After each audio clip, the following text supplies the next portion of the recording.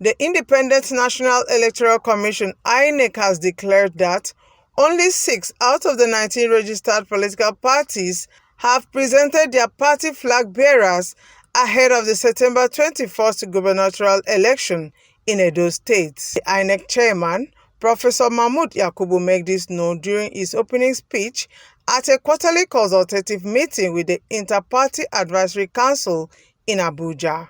Yakubu, who appealed to the political parties to reduce the number of legal cases after elections, says there is need for them to abide with proposed dates of primaries so it does not impact negatively on the Commission's timetable. The main focus of today's meeting is the off-cycle governorship elections in Edo and Ondo states.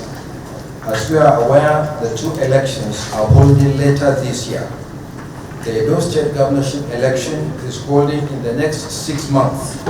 That is on Saturday, 21st September 2024, while the Ondo State governorship election is holding in 8 months. That is on Saturday, 16th November 2024.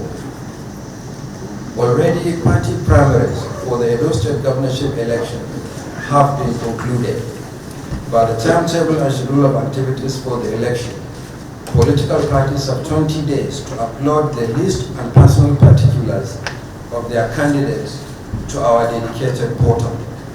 We have trained party liaison officers and established a help desk for political parties.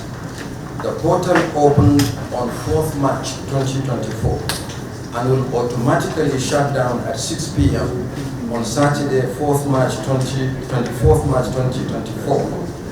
2 weeks later, only 6 parties have uploaded their nominations to the portal as at this morning.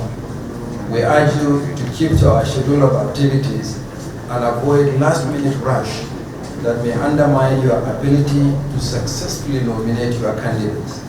There will be no extension of time beyond the deadline already published in the timetable and schedule of activities for the election. To enable us publish the personal particulars of candidates, the Form EC9, on 31st March 2024, as provided by law. For the Ondo State governorship election, party primaries begin in the next 2 weeks, on 6 April 2024, and ends 3 weeks later, on 27th April 2024.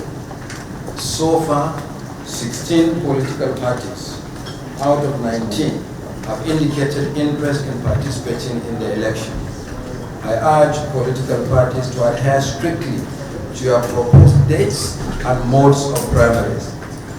Frequent changes, as we witnessed recently during the Edo primaries, are not only disruptive but costly.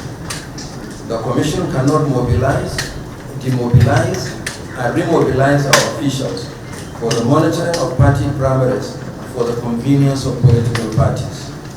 Parties should stick to their proposed dates and modes of primaries for certainty and optimal deployment of resources. Political parties should avoid acrimonious primaries. Increasingly, the conduct of parallel primaries and the emergence of multiple candidates is a frequent occurrence.